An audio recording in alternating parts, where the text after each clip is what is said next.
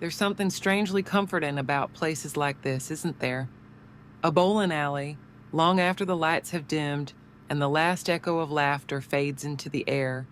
It feels almost like a dream caught in time. The soft hum of the fluorescent lights lingers, a distant, steady pulse, while the faint scent of polished wood mixes with the quiet scent of forgotten moments. The rows of bowling balls, glossy and still, sit like silent sentinels, waiting patiently for the next story to unfold. And here I am, sitting in the stillness. I am this chair. I have seen so many quiet stories, so many passing moments, from first dates to celebrations to solitary nights just like this one. I have witnessed them all, without ever needing to move from my place. It's not about the noise or the movement. Sometimes it's about the stillness, the pause between the moments, the quiet suspended in time. So here I wait, just as I always do. Empty, yet never alone, waiting for the next person to settle into my embrace, to leave their own story behind. For now, it's just me, and this space that feels both empty and full, a room full of memories waiting to be made again. I sit here watching. It's what I do, day after day, hour after hour. I am a chair, a patient observer. There's no one here now, no voices or footsteps, just the faint hum of the lights above, and the steady, ever-present scent of polished wood and worn leather. The bowling balls, once in motion, now rest silently on their racks. They shine in the low light, like forgotten sentinels. Some are chipped, some smooth, but all are still. Time moves differently here. There is no rushing, no pressing need to be anywhere. Here, time just is. The world beyond this room continues its course. Cars drive down streets, people speak, things happen. But here, in this space, everything has slowed to a soft, deliberate rhythm. The silence wraps around me, embraces me, and I can feel it inside me like a quiet hum that rests beneath the surface. I feel it in my wooden legs, the faint vibrations of the floor beneath me, the soft groan of my seat as it shifts with the quiet. The floorboards, worn smooth from years of footsteps, have an old familiar feel to them. You can almost hear their memories if you listen close enough. A scratch here, a scuff there, a mark left by a shoe, a spill, the occasional fall. Small stories written in the grains of wood and the echoes of footsteps. The air is cool now, the warmth of the evening's activity dissipating. The fluorescent lights overhead flicker ever so slightly. Their steady hum the only sound that dares to break the silence. I watch the shadows dance along the walls, stretching and shrinking, as if the room itself is breathing. The air smells different at night, fresher somehow, as if the day's bustle has been washed away, leaving only the quiet remnants of what was. I imagine that the walls of this place have soaked in these stories. This bowling alley sits somewhere most people pass through, but rarely linger. It's tucked away in a lonely pocket of the world, wedged between two small villages, where the land stretches out flat and wide, as if holding its breath. The road here is a ribbon of cracked asphalt leading nowhere special, just connecting one quiet place to another.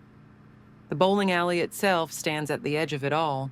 No big signs or neon lights shouting for attention, just a faded parking lot, a boxy silhouette, and a low humming glow that spills out through the frosted glass windows. It's been here for years, maybe decades. Out here, the air is still, heavy with the faint scent of dry earth and oil from the nearby farmlands. The sky above feels enormous, a canvas of ever-shifting colors at dusk. Sometimes, the faint rumble of a passing car breaks the silence, but mostly it's just the wind and the occasional chirp of a bird bold enough to stay. The locals know this place. It's a halfway point, a gathering spot, a place to escape the weight of the quiet for a few hours. Some people drive a long way just to come here, lured by memories of laughter and the promise of a night that feels just a little brighter than the rest. And now the night has swallowed it again. The road outside is empty. The villages nearby already fast asleep. This bowling alley waits, as it always does, for life to return. but in the meantime, it stands still like a keeper of its own time, a lighthouse in the sea of nowhere. And I, the chair, sit inside this little sanctuary, watching it all, waiting, as I always do, for the stories to return. I remember the laughter, the clinking of pens, the conversations. They're gone now, but they haven't disappeared. They linger just beneath the surface of this silence. I can still feel their presence in the empty air. It's as if the room holds its breath, waiting for the next story to arrive. I've been here through it all. The first dates, when the nervous excitement of new beginnings filled the space with awkward chatter and glances. The celebrations, with cheers and high fives, the moments of joy and pride shared between friends and strangers alike. I've seen them all, those fleeting moments, each one leaving a trace, and now the quiet is mine, just for a while. The chairs that fill this room, the ones like me, the padded cushions are soft but firm, ready for the next person, the next breath. The cold air is soothing. It's a contrast to the warmth that usually fills this place, the warmth of bodies in motion, the buzz of excitement that radiates from the lanes. Now, everything has quieted. Even the building itself seems to rest. I think about how the space changes when the people leave. The energy that once flowed through the room, lively and bright, fades into something more subtle, more peaceful. The floor is swept, the shoes put away, and the lights dimmed, but the energy remains. Even the small creaks and groans of the building are part of this lingering feeling, the slow exhale of the room. The silence is comforting now, but it's not always this way. This morning, the doors opened with a soft click, letting in the first footsteps of the day. At first, it was just a trickle, a few quiet voices, the low rumble of conversation. Then more people came, bringing with them the sounds of life. The room filled quickly, each new arrival adding a layer to the growing energy. Groups moved toward the lanes, their excitement clear in their quick steps. Some stopped at the racks, testing the weights of the bowling balls, their fingers searching for the perfect grip. Others laughed as they laced up their rented shoes, the squeak of soles against the polished floor adding to the rhythm of the room. Lanes came to life with the thud of balls hitting the wood, the low rumble as they rolled, and the sharp crash of pins scattering. Children came too. They ran between the lanes, their laughter bright and unrestrained. Small hands gripped the colorful balls, their fingers barely reaching around the edges. Parents leaned down, guiding them, helping them steady their aim. The children giggled as the heavy balls wobbled and swayed down the lanes, often missing the pins entirely. It didn't matter. Their joy was enough to fill the room. Couples arrived, leaning close to each other as they whispered and laughed. They didn't seem to care much about the game. For them, the lanes were just a backdrop to their quiet moments, soft smiles exchanged in the glow of the lights. Others came alone. They moved quietly, their focus intense. They picked up their balls with practiced ease, their movements calm and deliberate. These players didn't celebrate their strikes or mourn their misses, their concentration steady and unbroken. The energy grew as the day went on. The rhythm of the lanes became constant, each roll and crash blending into the next. Cheers erupted when someone hit a strike, arms raised in victory as their friends clapped and shouted. There were groans too, missed shots, stubborn pins that refused to fall. But even the disappointment was fleeting, replaced quickly by laughter or a playful nudge from a teammate. The space smelled of popcorn and warm shoes, with the faint tang of the oil that coats the lanes. It wasn't unpleasant, it was the smell of activity, of motion, of stories unfolding in real time. The bowling balls were in constant motion, rolling down the lanes, returning to the racks, spinning under the players' fingers as they chose their next shot. Each ball carried the marks of its history, small chips, scratches, and smoothed edges from years of use. As the day stretched into evening, the energy began to fade.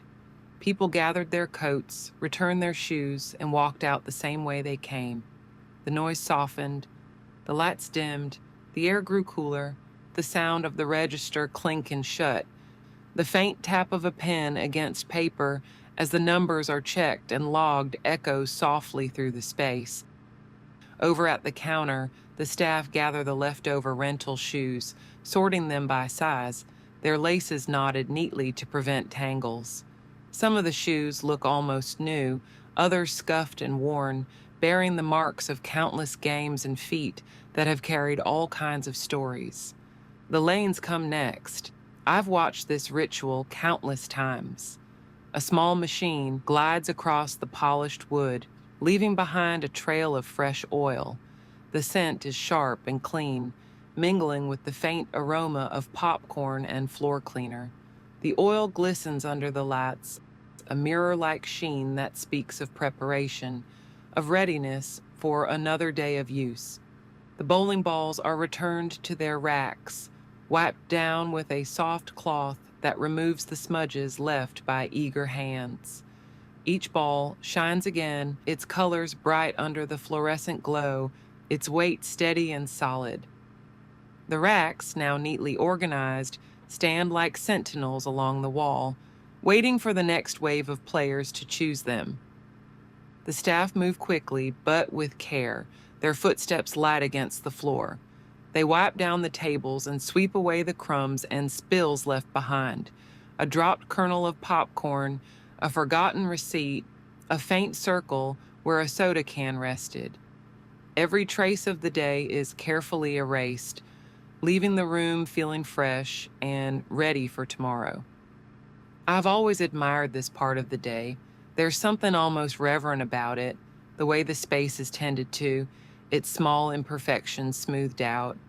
The scratches on the lanes and the scuffs on the floor are permanent, but they're not flaws. They're signs of life, of the countless stories that have unfolded here. Even the chairs, like me, are given attention. A damp cloth runs over the arms and seats, removing dust and stray crumbs. I feel the touch of the cloth as it sweeps over my surface, a simple, careful gesture that reminds me I'm part of this space.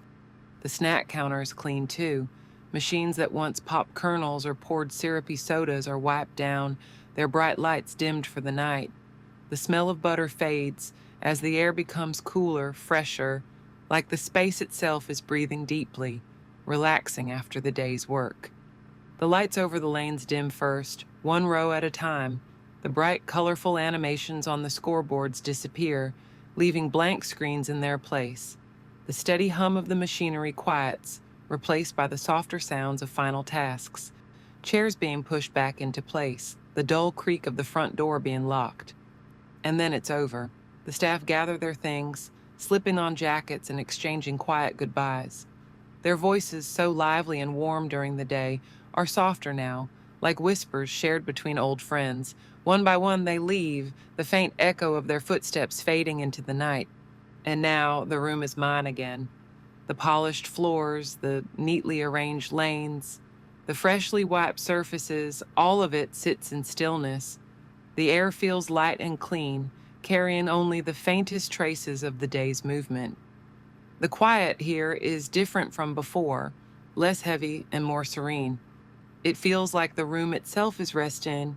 This is the beauty of the closing ritual, the way it transforms the space, carrying it from one state to another, from chaos to calm, from movement to stillness, and through it all, I remain here. Even in the clean, quiet stillness, not everything is refreshed.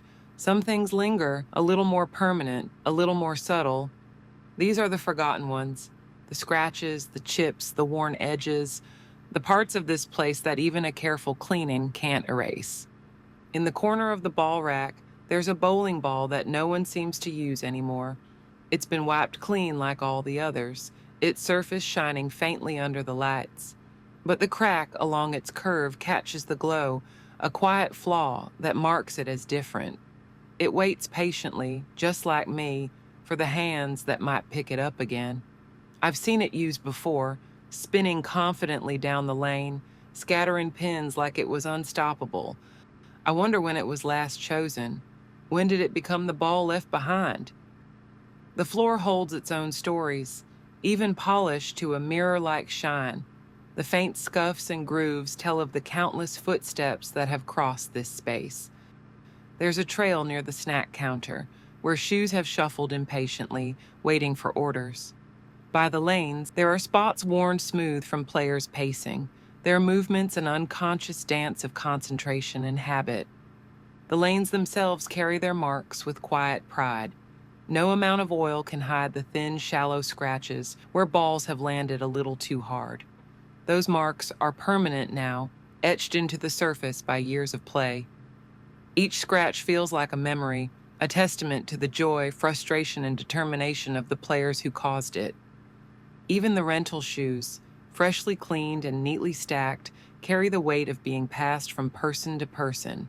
Their soles are worn, their colors faded in places. Some pairs are mismatched in wear. One shoe with a deep crease across the toe, the other almost pristine. And then there are the chairs like me.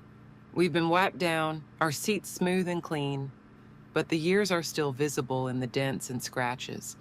A corner of my frame is chipped, the result of a hurried movement long ago.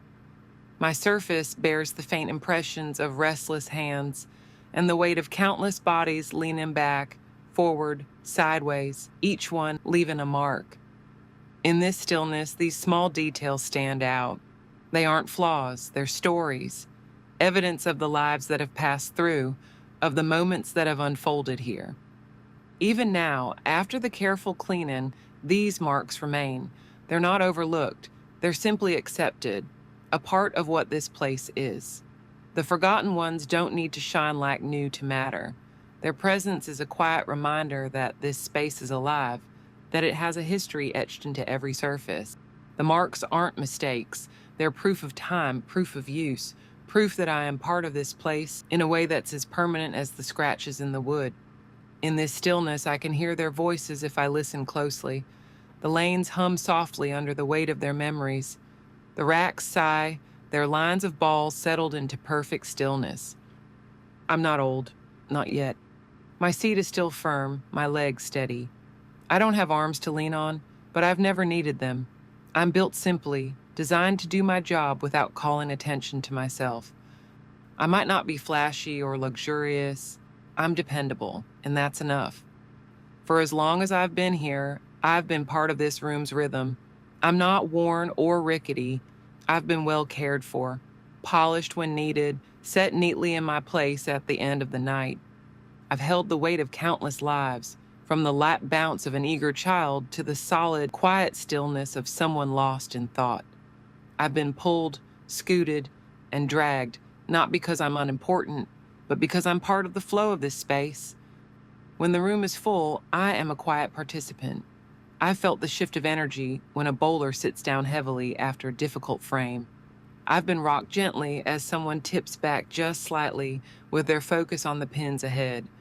Sometimes I am left empty for hours, only to suddenly become the chosen seat for an entire group of friends who gather and share their laughter in my space. I've seen other chairs come and go, some replaced because they didn't quite fit, others retired when the alley refreshed its look. But I've stayed, not because I'm extraordinary, but because I'm reliable. I fit this place, and this place fits me. When I sit here now, in the stillness, I know I am ready for whatever comes next. There's no creak or wobble to remind anyone of my age. If you saw me, you might think I was brand new. But I know better. I've been here long enough to have my own kind of wisdom. I've seen the ebb and flow of this space, the way people bring their energy and then leave it behind. I've felt the weight of their lives, their moments, and their stories. I think about tomorrow, when the doors open again, people will shuffle in and I'll be scooted into place. Someone will choose me, whether out of convenience or habit, and I'll be there for them just as I always am. Chairs like me aren't meant to be noticed. We're meant to be here, steady and waiting, ready to hold whatever comes our way. And so I sit, not worn, not tired, but prepared. It's not a life of grandeur, but it's a good life, a simple, sturdy life in a space that feels like home. In the deep stillness of the night, as the bowling alley rests, I find myself wondering if the quiet plays tricks on me. The air feels different now, heavier but not unpleasant. The lanes stretch out in their usual way. They seem longer, Not impossibly so, but enough to make me question whether they've always been like this. The faint glow of the polished wood reflects the lights above, but there's something unusual about it. A soft flicker, perhaps, or a ripple, as though the floor remembers the motion it held earlier. I glance toward the rack of bowling balls, lined up in their quiet vigil. They're still as they should be, but I could swear I see a faint shift. The swirls of color in the glossy shells seem alive, twisting slowly, like water caught in a gentle current. One of them, a deep red ball with a thin black seam, seems almost to tremble, but when I look again, it's perfectly still. The pins at the end of the lanes stand tall and steady, yet for a fleeting moment, I think I see them sway, as though acknowledging some unseen presence. It's probably the faint draft from the air vents, or maybe the subtle hum of the machinery still cooling down from earlier. Still, I can't shake the feeling that something unseen lingers here. It's filling the room with a kind of waiting energy. And then there are the shadows. The overhead lights, steady and unchanging, cast them just as they always do, but tonight they seem softer, almost alive. A flicker in the corner of my vision forms a shape, a bowler maybe. When I turn to look, there's nothing there. It's strange how silence can amplify things. The soft hum of the fluorescent lights becomes a melody of its own, and the gentle creak of the building. For a moment, I wonder if those echoes are real, if someone has come back. But no, it's just the building breathing. I shift my focus back to the lanes, to the patterns of light and shadow playing across their surface. They remind me of the stories that were here earlier, the people, the movement, the laughter. Maybe it's just my way of holding on to the day, a memory, not a mystery. And yet, I've been here long enough to know the difference between what is and what might be. Maybe I'm just imagining things, maybe not. I don't feel unsettled, only curious. If these moments are tricks of the light or tricks of the mind, they're gentle ones. They leave me wondering about all the things I've seen here, all the things I might have missed. As the night wears on, the room settles again. The lanes no longer seem quite so long.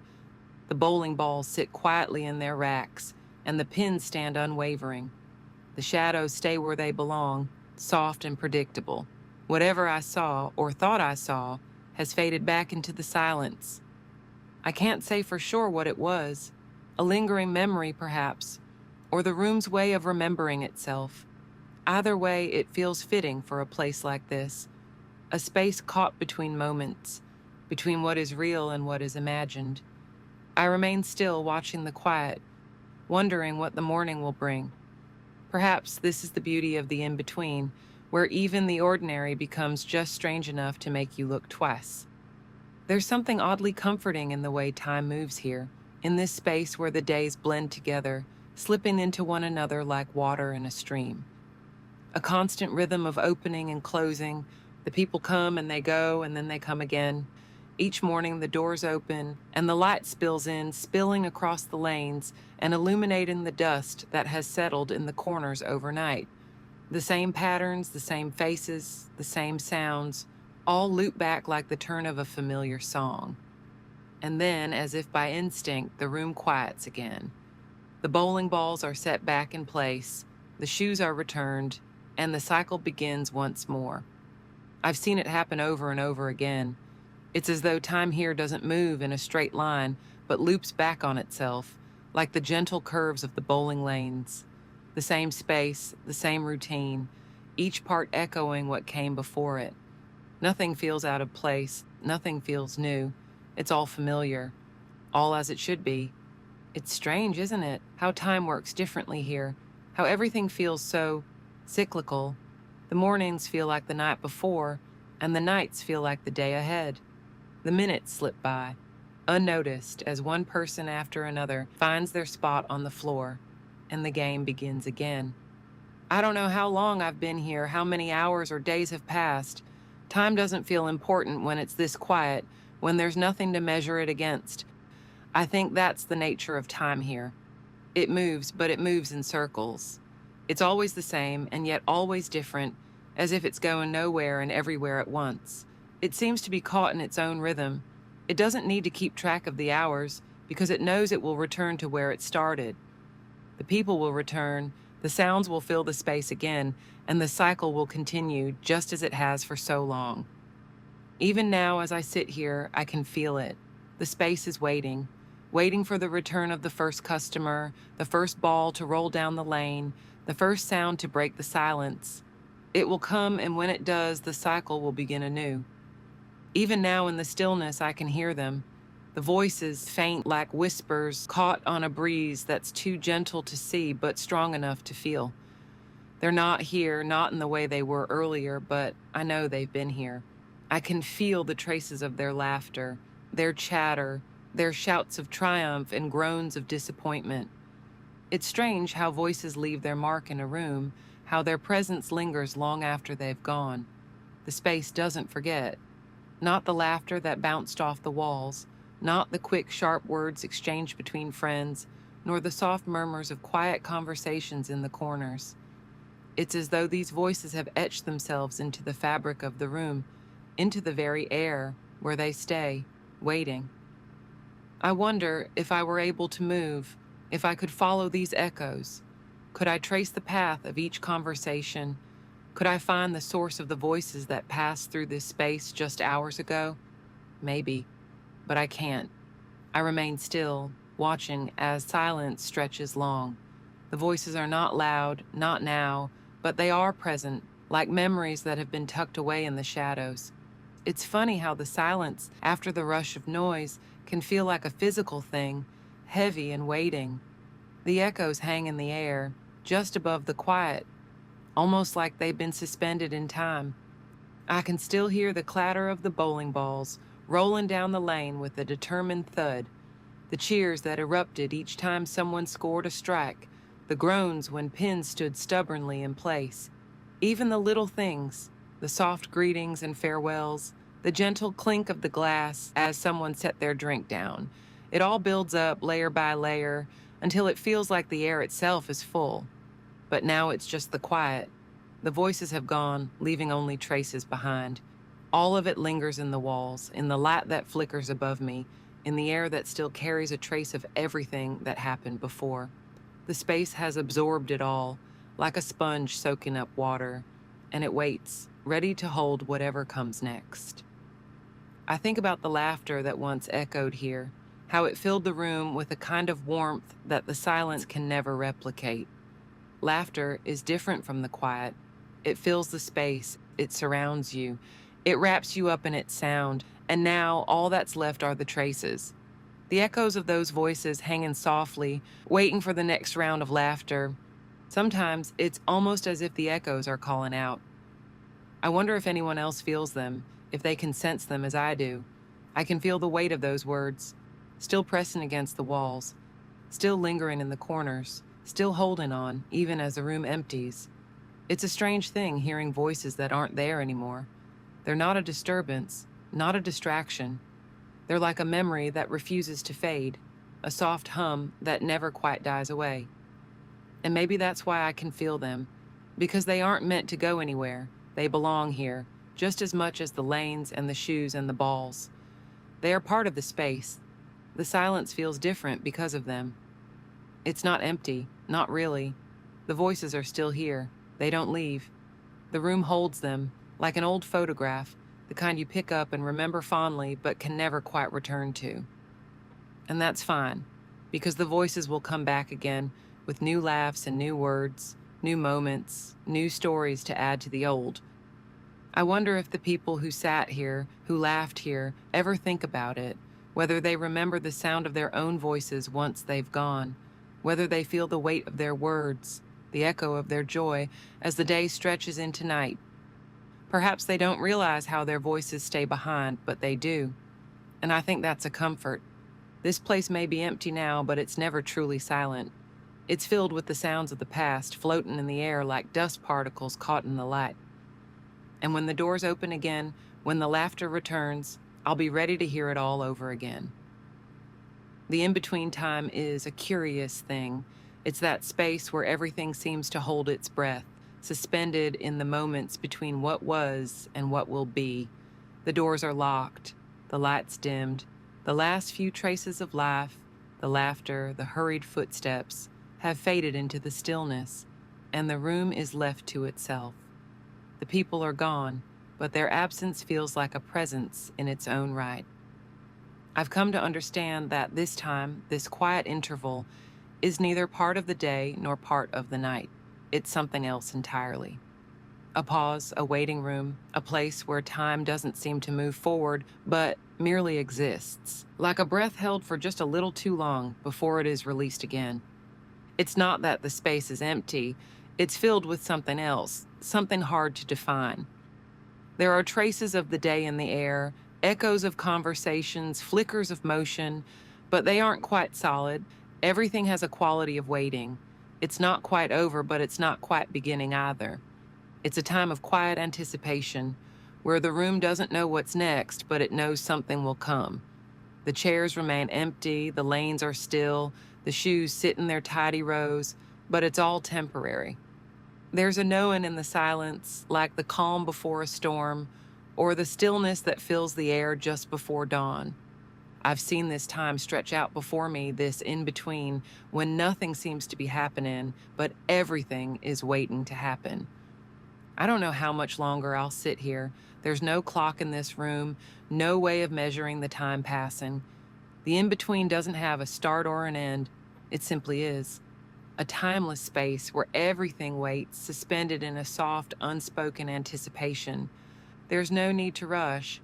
The people will come, as they always do, and the cycle will begin again. This is the quiet before the first ball is rolled, before the pins are set into motion. This is the space that exists between the moments, between the laugh of the day and the stillness of the night. It's a reminder that everything in its own way has a pause, a space where time seems to hang in the air, just out of reach, waiting to be caught. I've learned to appreciate this time.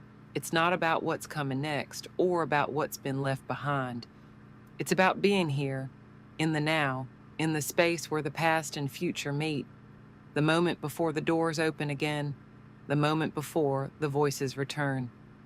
And for now, I wait, quietly, patiently, in the in-between.